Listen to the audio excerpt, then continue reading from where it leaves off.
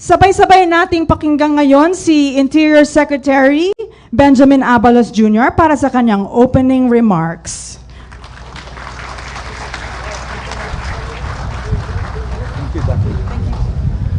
Maraming salamat, Daphne. Of course, isang mapagpalang umaga po.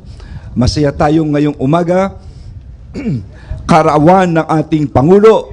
Happy birthday po, Pangulong Ferdinand Bongbong Marcos Jr. Happy birthday. Binabati ko rin po ang aking kasama sa kabinete, si Secretary Loizaga. Birthday niya rin po nung nakaraang araw. Belated happy birthday.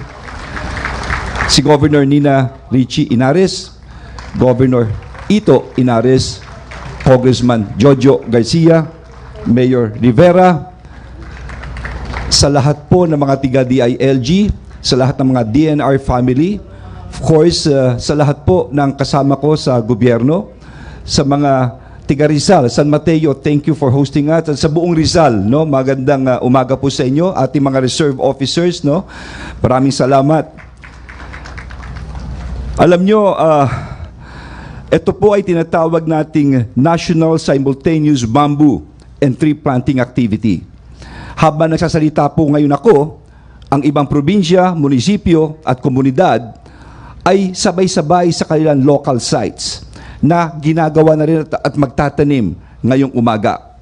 Sinasabi kong historiko makasaysayan sapagkat we may be separated by physical distance, and yet we stand in unity as one in the Philippines to protect not only our country but our planet as well. Sa araw na ito, sabay-sabay nating gaganapin ang ating mandatong protektahan at isulong ang kalikasan. In truth, this tree planting activity is not just for us. It is for generations that we will leave behind. We will be leaving the world better than we found it, and for that I am exceedingly proud to be a part of this effort. While we were tasked to keep watch over today's activity, our duty does not end here. Mahal na Pangulo, sa bisa po ng Memorandum Circular na inilabas ng DILG, ang tree planting na inatasan natin ang 42,000 na barangay sa buong Pilipinas na makilahok sa programang ito at tuluyang bantayan at alagaan ang mga planting site. Ito hindi lamang sa pagtatanim, ang importante for the next at least 3 months ay maalagaan ang mga punong ito. Ang layunin ng proyektong ito ay hindi magtanim lamang ng mga puno, kundi ipagpatuloy ang sinimulan natin ngayong araw at ipalaganap ang kalikasan para sa ating kinabukasan. Tandaan natin, sabi nga ng ating Pangulo, sa mga susunod na araw, nakatutok tayo sa ekonomiya, talagang susulong tayo, pero kaakibat dito ay ang pangangalaga ng ating kalikasan. Sa inyong lahat, maligayang kaarawan, Pangulo, at of course, para sa inyo pong lahat, maraming salamat. Thank you very much, Secretary Abalos. Para makapagbigay ng mensahe tungkol sa kahalagahan ng mga programa ng pamahalaan tungkol sa pangangalaga ng kalikasan, pakinggan natin ang mensahe ni DENR Secretary Antonia Tony Yulo Loizaga.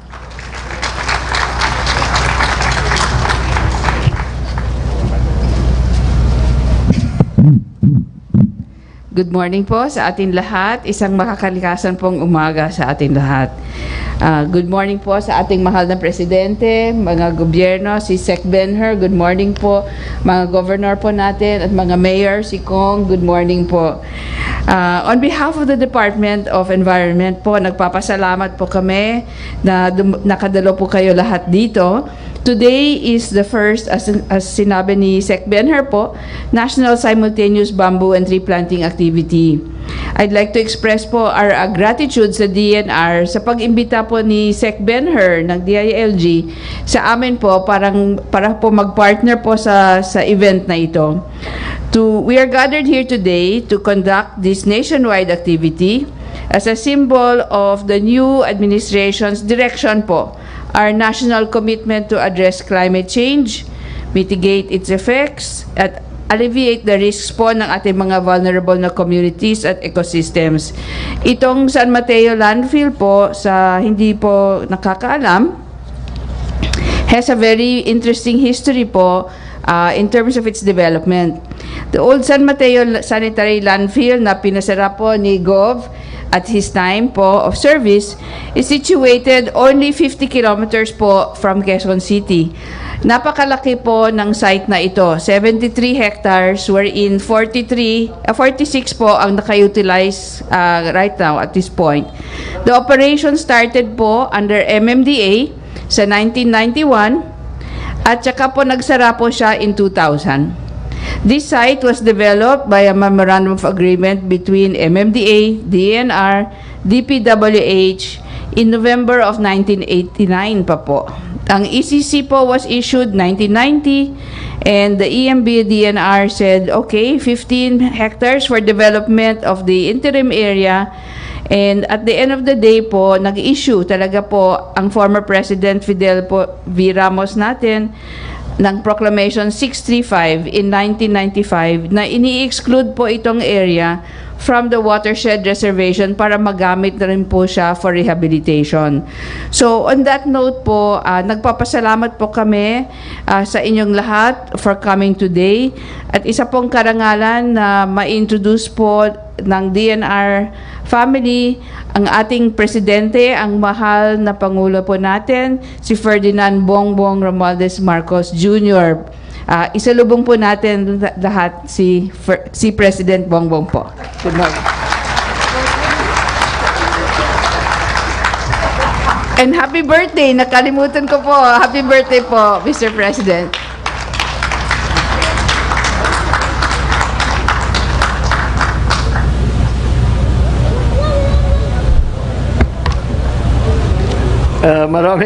Maraming salamat sa pagpakilala ng ating DNR Secretary Maritoni Yulo Loizaga sa araw na ito at sa kanyang pagbati sa aking kaarawan. Alam niyo po, akala ko pag nagpresidente ka na, pwede mong i-cancel yung birthday para hindi na counted. Hindi pa rin pala kaya. Ang ating DILG Secretary,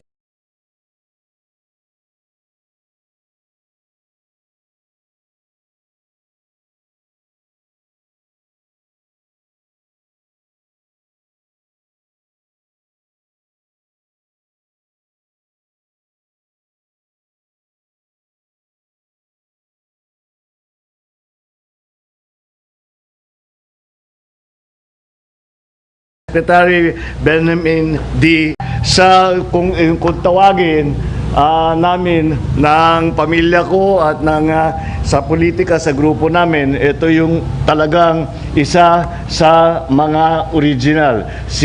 Hanggang ngayon, ang tawag natin sa kanya ay si Gob ito. Other distinguished guests, my fellow workers in government, ladies and gentlemen, napakahalaga nitong ating ginagawa ngayong araw na ito dahil nag-uusap po kami ng ating butihing sekretary ng DNR at napag-usapan namin, sabi na kailangan gagawa ka kasi very environmentally concerned ka.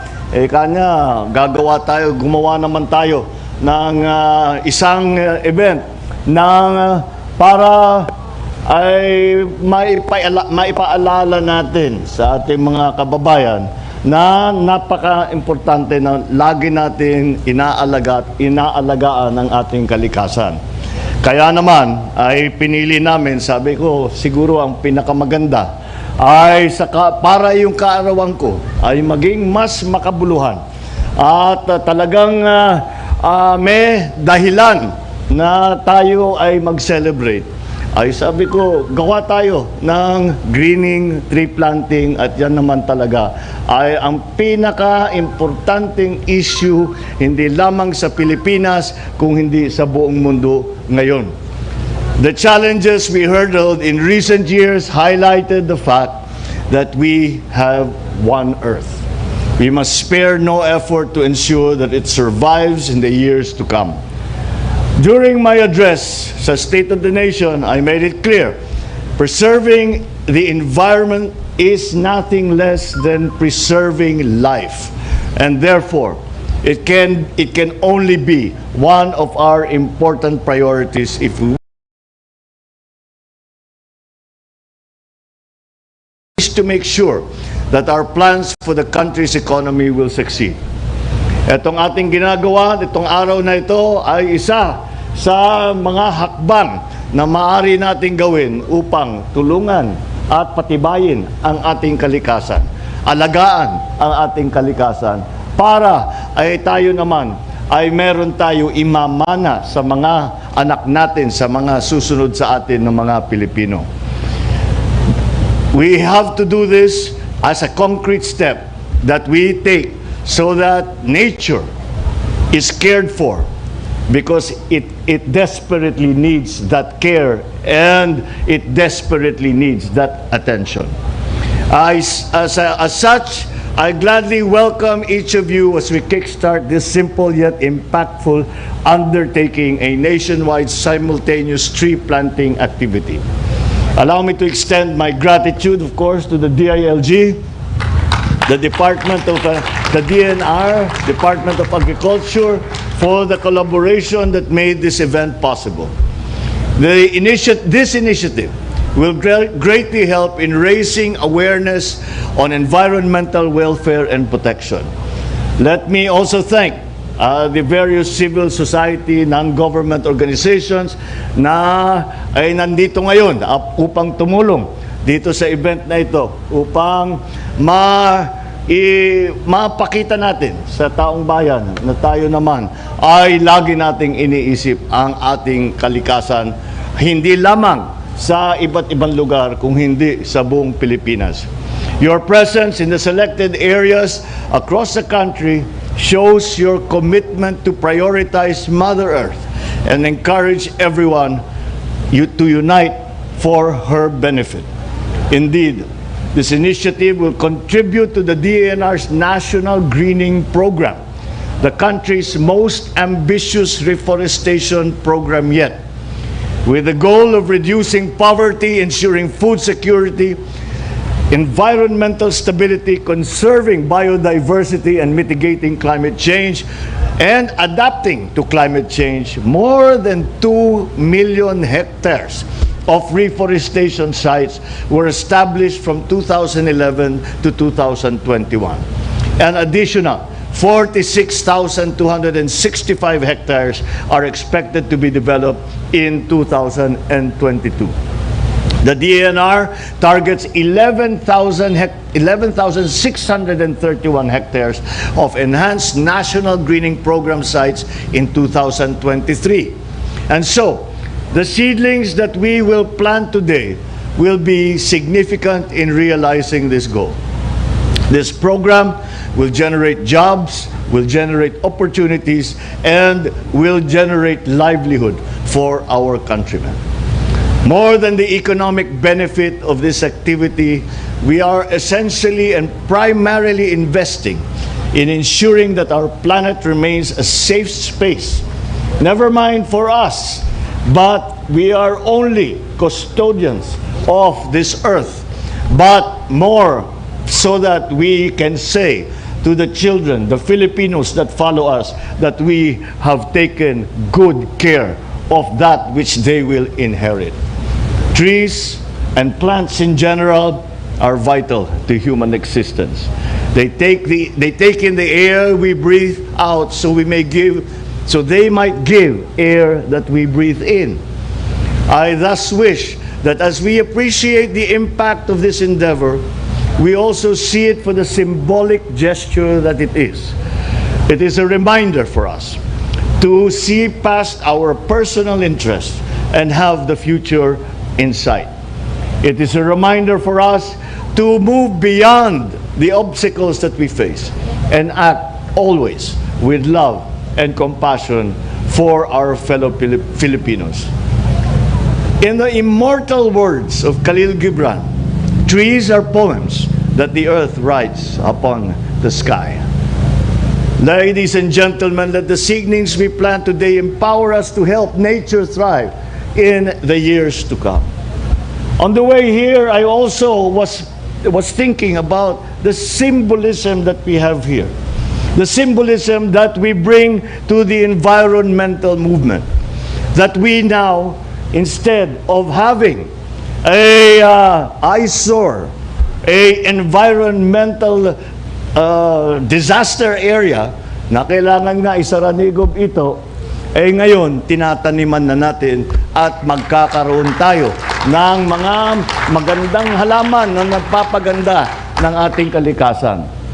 In a way, the symbolism is extended dahil ang ating ginagawa ngayon ay sa nangyari sa pandemya, sa daming problema na hinaharap ng ekonomiya ng Pilipinas, ay parang ito ngayon ay natulog na at hindi na magamit. Ngayon po, itong ganitong gagawin din natin sa ekonomiya mula sa natutulog at hindi nagagamit na iba't ibang bagay ay bubuhayin natin ulit kagaya ng pagbubuhay natin sa ating mga itatanim na mga puno ngayong araw na ito. Maraming salamat sa inyo, sa inyong tulong. Maraming salamat sa lahat ng na tuloy-tuloy, hindi lamang ngayong araw na ito, ay lahat na tuloy-tuloy na ipinaglalaban, na ipaganda ang ating kalikasan, ipinaglalaban na ang alagaan ang ating kaisa-isang mundo, ang ating kaisa-isang lupa, ang ating kaisa-isang ipagmamana sa ating mga anak at sa ating mga opo. Maraming salamat sa inyong lahat at magandang umaga po.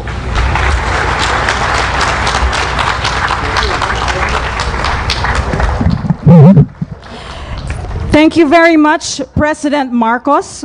Kasama niyo po kami sa inyong mithiin. And happy birthday, Mr. President. Okay, so upang formal na simulan ang pagtatanim ng puno ngayong araw, muli nating salubungin sila President Marcos, kasama sila Secretary Abalos, Secretary Yulo Loizaga at ang lokal na pamahalaan ng San Mateo. Hangad natin na hindi lamang tumubo ang mga tinatanim natin ngayong araw na ito, kundi makapagbigay din ang mga punong ito ng pag-asa para sa mga sumusunod na henerasyon. May I request everyone to remain seated so that our distinguished guests can go ahead and plant the trees.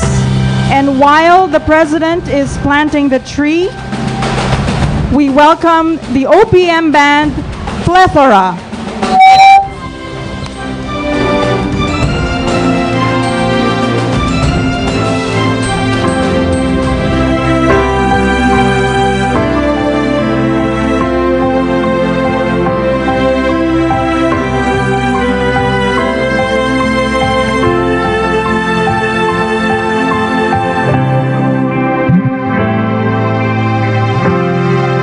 Good morning po, and sa aming mahal na Pangulo, happy birthday po. At isang malaking karangalan para sa Plethora na maging bahagi po nitong programa natin ngayong araw. At makalikha po na isang awitin para po sa pangangalaga ng ating kalikasan.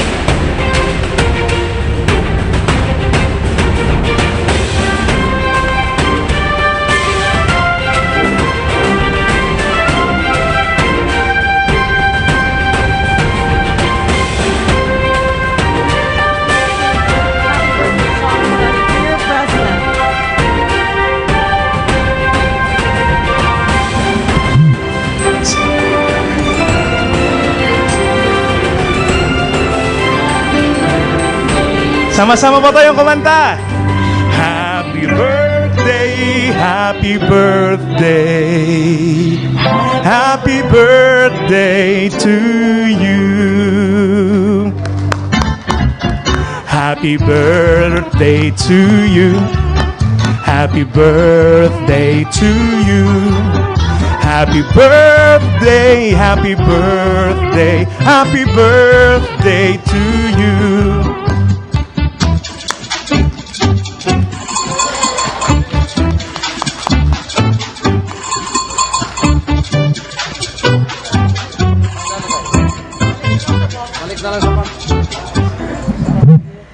Happy birthday again.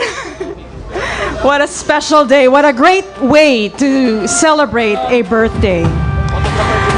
At bilang malapit na ang pagtatapos ng ating programa, inaanyayahan natin ang mga panauhing pandangal at mga speakers na manatili para sa mabilisang photo op. At saka I want to take this time to say that the trees that were planted are bamboo. If I remember earlier, bamboo tinik. It is significant because it helps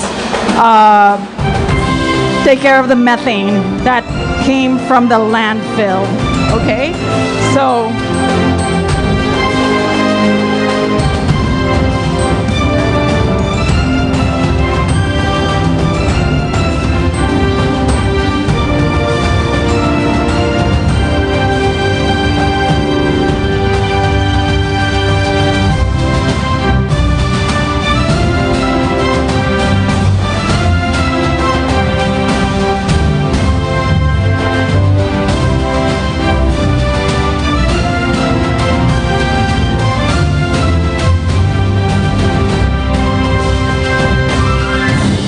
may we call on stage mga mayors ng Rizal para sa photo op with Mr. President.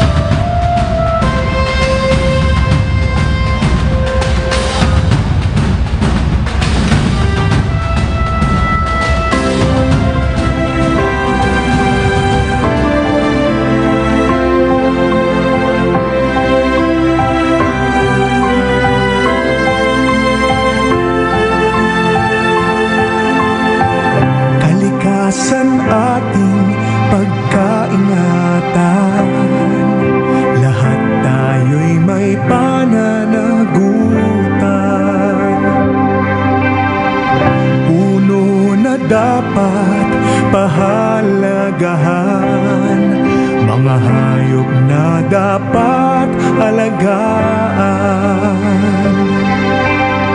Samyo ng hangin na ating nalalanghap, yaman ng kalikasan ito'y biyaya ng may kapal.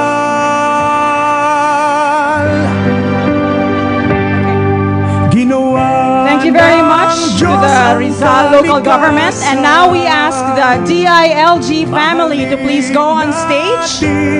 Ang inang kalikasan, tayong lahat ay magtulungan para sa ating kinabukasan.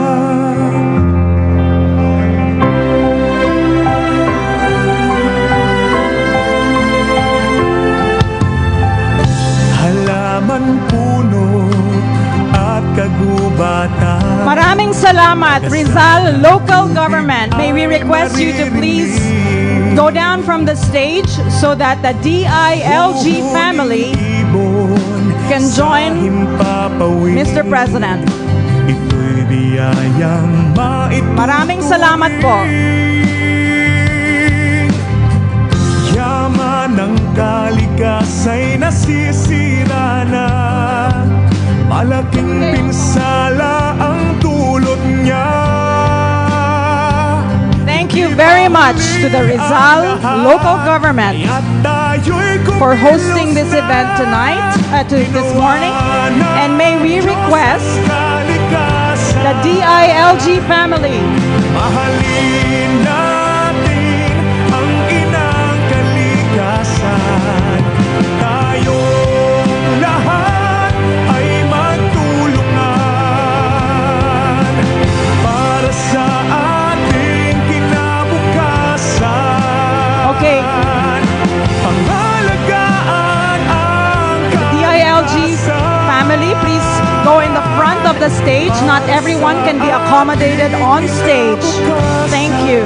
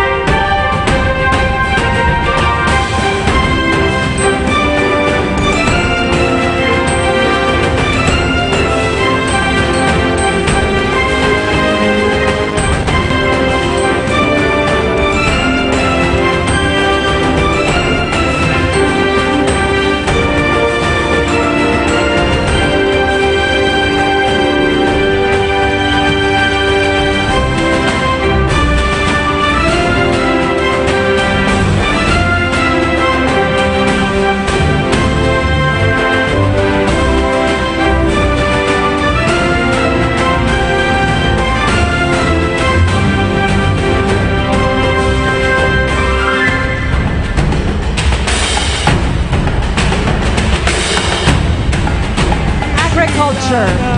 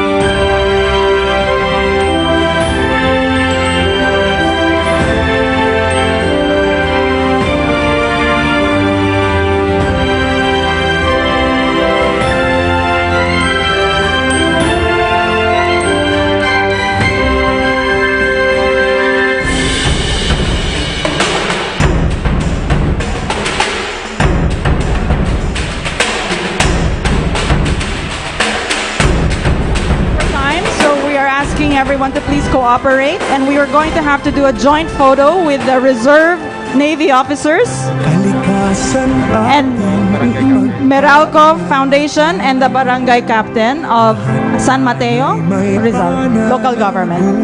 One big group photo.